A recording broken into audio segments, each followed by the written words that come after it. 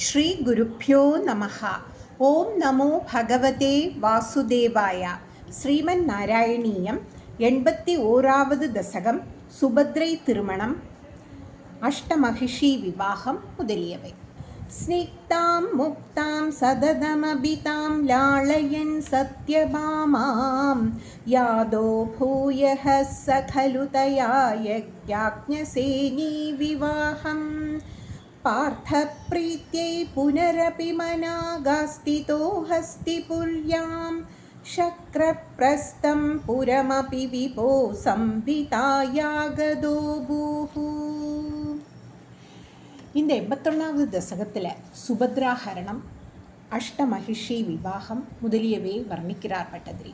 அதில் 1வது ஸ்லோகத்தில் கிருஷ்ணன் திரௌபதியின் விவாகத்திற்கு போகிறத வர்ணிக்கிறார் பட்டதிரி. அவர் குருவாயூரப்பனை பார்த்து சொல்கிறார், ஓ குருவாயூரப்பா, நீ மிகுந்த அன்பும் அழகும் கொண்ட சத்யபாமாவை எப்பொழுதும் சந்தோஷிக்க செய்தாய். பிறகு சத்யபாமாவுடன் திரௌபதியின் திருமணத்திற்கு ஹஸ்தினாபுரம் சென்றாய். பாண்டவர்களின் விருப்பத்திற்கு இணங்கி நீ மேலும் சில நாட்கள் ஹஸ்தினாபுரத்தில் தங்கியிருந்தாய். இந்திரபிரஸ்தம் என்னும் நகரை பாண்டவர்களுக்காக நிர்மாணம் செய்துவிட்டு துவாரகை திரும்பி வந்தாய் அல்லவா குருவாயூரப்பான்னு குருவாயூரப்பனை பார்த்து பட்டதிரி சொல்கிறார். பத்ராம் பத்ராம் பவதவரஜாம் கௌரவேணர்த்தியமானாம் த்வத்வாசாதாமஹ்ருதகுஹநாமஸ்கரி சக்ரசூனுஹு தத்ர கிருத்தம் ஃபலமனுநயன் பிரத்யகாஸ்தேன சார்த்தம் சக்ரப்ரஸ்தம் பிரியசகமுதே சத்யபாமா சகாயஹ. இந்த 2வது ஸ்லோகத்தில் சுபத்ரா கல்யாணத்தை வர்ணிக்கிறார் பட்டதிரி. அவர் குருவாயூரப்பனை பார்த்து சொல்கிறார், ஓ குருவாயூரப்பா, துரியோதனன் மணக்க விரும்பிய அழகு வாய்ந்த உன் தங்கை சுபத்ரியை உன் சொற்படி அர்ஜுனன் கபட சந்நியாசி வேஷம் பூண்டு கவர்ந்து சென்றான். இதனால் மிகவும் கோபமடைந்த பலராமனை நீ சமாதானம் செய்தாய். பிறகு அர்ஜுனனின் விருப்பத்திற்கு இணங்கி சத்யபாமாவோடு இந்திரபிரஸ்தம் சென்றாய் அல்லவா குருவாயூரப்பான்னு குருவாயூரப்பனை பார்த்து பட்டதிரி சொல்கிறார். தத்ர க்ரீடன்னபி ச யமுனா கூலத்ருஷ்டாம் கிருஹீத்வா தாம் காளிந்தீம் நகரமகமத் காண்டவ ப்ரீணிதாக்னிஹி ப்ராத்ருத்ரஸ்தாம் பிரணய விவசாம் தேவ பைத்ருஷ்வசேயிம் ராஜ்ஞாம் மத்யே சபதி ஜக்ருஷே மித்ரவிந்தாமவந்தீம். இந்த 3வது ஸ்லோகத்தில் காளிந்தி மித்ரவிந்தை விவாகத்தை பற்றி வர்ணிக்கிறார் பட்டதிரி. அவர் குருவாயூரப்பனை பார்த்து சொல்கிறார், ஓ குருவாயூரப்பா, நீ இந்திரபிரஸ்தத்தில் அர்ஜுனனோடு மகிழ்ச்சியாக வனத்தில் சுற்றி திரிந்தாய். இந்த சமயத்தில் காண்டவ வனத்தை அக்னிக்கு அழித்து மகிழ்வித்தாய். யமுனை கரையில் உன்னை நினைத்து தவம் செய்து கொண்டிருந்த காளிந்தியை கண்டு அவளை ஏற்றுக்கொண்டு துவாரகைக்கு திரும்பினாய். அவந்தி நாட்டு அரசனின் மகளும் உன் அத்தை மகளுமான மித்ரவிந்தை உன்னிடம் அன்பு கொண்டிருந்தாள். அதனால் அவள் தன் உடன் சகோதரர்கள் விந்தன் அனுவிந்தன் இருவர்களிடமும் பயந்து தன் ஆசையை சொல்ல முடியாமல் இருந்தாள். இதை அறிந்த நீ வேந்தர்கள் பலரும் வீற்றிருந்த சபையில் அவளை கவர்ந்து சென்றாய் அல்லவா குருவாயூரப்பா. குருவாயூரப்பனை பார்த்து பட்டதிரி சொல்கிறார்.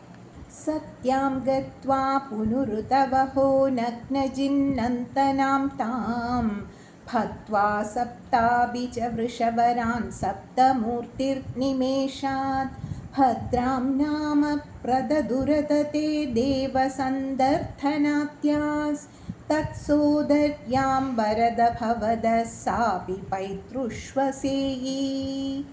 இந்த 4வது ஸ்லோகத்தில் சத்யை பத்ரை விவாகத்தை பற்றி வர்ணிக்கிறார் பட்டதிரி.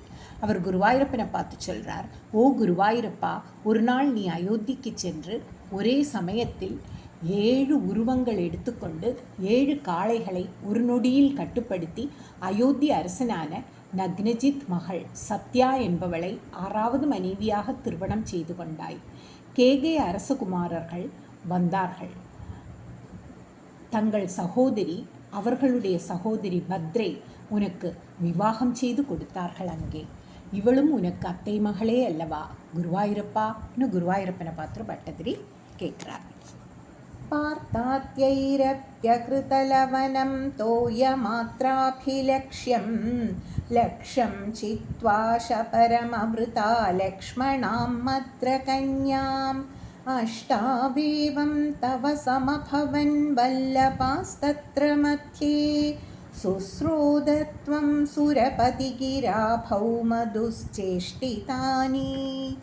இந்த 5வது ஸ்லோகத்தில் லக்ஷ்மணை விவாகத்தை பற்றி வர்ணிக்கிறார் பட்டதிரி. அவர் குருவாயூரப்பனை பார்த்து சொல்கிறார், ஓ குருவாயூரப்பா, மற்ற மன்னன் தன் மகள் லக்ஷ்மணையை திருமணம் செய்ய விரும்புவோருக்கு ஒரு நிபந்தனை போட்டான்.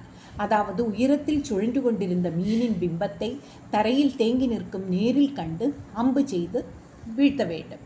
அர்ஜுனனால் கூட இதை ஜெயிக்க முடியவில்லை.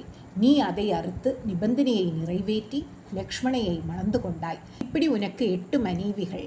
இதற்கு இடையில் நரகன் என்று கொடிய அசுரன் இந்திரனின் தாய் அதிதியின் குண்டலங்களை அபகரித்ததை இந்திரன் வாயிலாக கேட்டாய் அல்லவா குருவாயூரப்பா?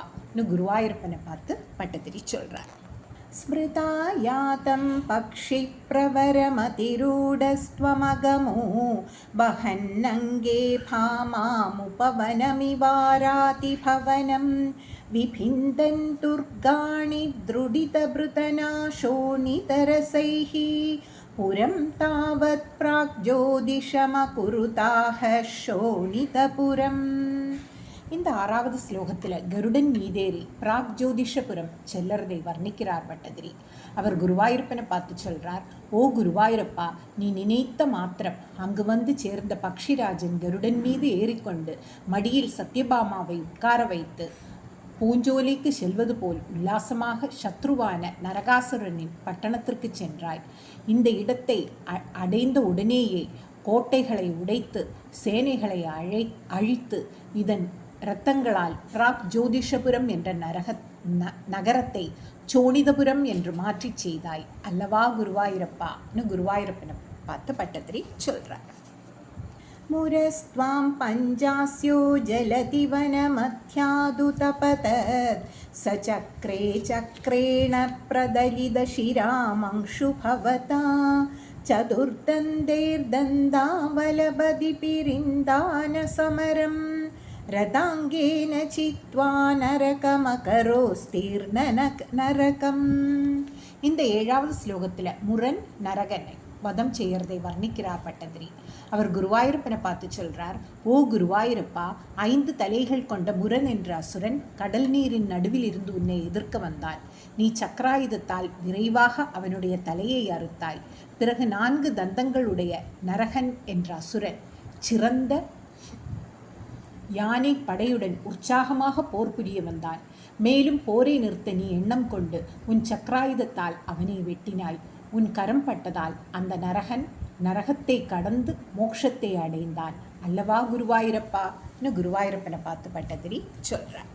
ஸ்துதோ பூம்யா ராஜ்யம் சபதி பகதத்தேஸ்ய தனயே கஜம் சைகம் தத்வா பிரஜிகயிதநாகான் நிஜபுரீம் கலேனாபத்தானாம் ஸ்வகதமனசாம் ஷோடச புனः சஹஸ்ராணி ஸ்திரீணாமபி ச தனராஷிம் ச விபுலாம்.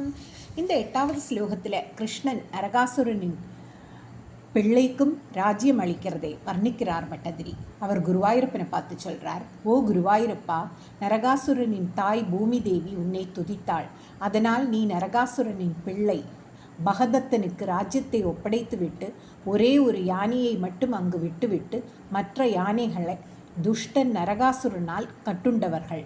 உன்னிடத்தில் அன்பு கொண்டுள்ள 16,000 பெண்கள், இவர்கள் எல்லோரையும் உன் நகரமான துவாரகைக்கு அனுப்பினாய் அல்லவா குருவாயூரப்பான்னு குருவாயூரப்பனை பார்த்து பட்டதிரி சொல்கிறார்.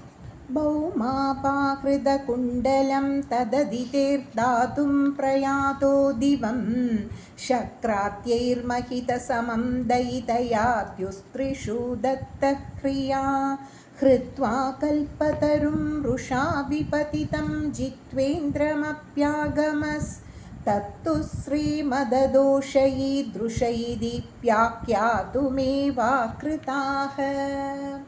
இந்த 9வது ஸ்லோகத்தில் பாரிஜாத ஹரணத்தை வர்ணிக்கிறார் பட்டதிரி. அவர் குருவாயூரப்பனை பார்த்து சொல்றார், ஓ குருவாயூரப்பா, அழகு படைத்த சத்யபாமாவுடன் நரகாசுரனால் அதிதியிடமிருந்து கவர்ந்து வைத்திருந்த குண்டலங்களை இந்திரன் தாயான அதிதிக்கு கொடுக்க தேவலோகம் சென்றாய். அங்கே இந்திரன் முதலியவர்கள் சத்யபாமாவுடன் வந்த உன்னை பூஜித்தார்கள். திரும்பி வரும்பொழுது சத்யபாமாவின் விருப்பம் நிறைவேற்றுவதற்காக கற்பக மரத்தை அங்கிருந்து கவர்ந்து எடுத்து வரும்பொழுது எதிர்த்த இந்திரனை ஜெயித்து துவாரகைக்கு திரும்பினாய். ஐஸ்வர்ய செருக்காலும் இப்படி ஏற்படும் அழிவு இப்படித்தான் இருக்கும் என்பதை உலகுக்கு விளக்கவே இப்படி செய்தாய் அல்லவா குருவாயூரப்பா? இன்னும் குருவாயூரப்பனை பார்த்து பட்டதிரி சொல்றார். கல்பத்ரும் சத்யபாமா பவன புவி ஸ்ருஜன் त्वय्यष्टसाहस्रयोषाः स्वीकृत्य प्रत्यगारं विहितबहुवपुर्लाळयन् केलिपेतैः आश्चर्यान्नारतालोकितविविधगतिस्तत्र तत्रापि गेहे भूयः सर्वासु कुर्वन् दश दशतनयान् पाहि वातालयेश. सर्वत्र गोविन्दनाम सङ्कीर्तनं கோவிந்த கோவிந்தா. இந்த 10வது ஸ்லோகத்தில் கிருஷ்ணனின் குடும்ப வழக்கை நாரதர் பார்க்கறத வர்ணிக்கிறார் பட்டதிரி. அவர் குருவாயூரப்பன்ட்டு சொல்றார், ஓ குருவாயூரப்பா, நீ கற்பக மரத்தை சத்யபாமாவின் வீட்டு தோட்டத்தில் நட்டு வைத்தாய். 16,000 பெண்களை திருமணம் செய்து கொண்டாய். பல உருவை எடுத்துக்கொண்டு நீ ஒவ்வொருத்தியின் வீட்டிலும் பல வகை லீலைகளால் அவர்களை சந்தோஷிக்க செய்தாய். இப்படி தனித்தனியே இல்லறத்தை நல்லறமாக்கியதை கண்ட நாரதர் வியந்தார். ஒவ்வொரு பெண்களிடம் இருந்தும் 10 பிள்ளைகளை தோற்றுவித்தாய். இப்பேற்பட்ட நீயே என்னை காக்க வேண்டும் என்று பட்டதிரி வேண்டுகிறார். பட்டதிரியைப் போலவே நாமும் குருவாயூரப்பனிடம் ஆரோக்கிய சௌக்கியத்தை வேண்டும். सर्वत्र गोविन्दनाम सङ्कीर्तनं गोविन्द गोविन्दा.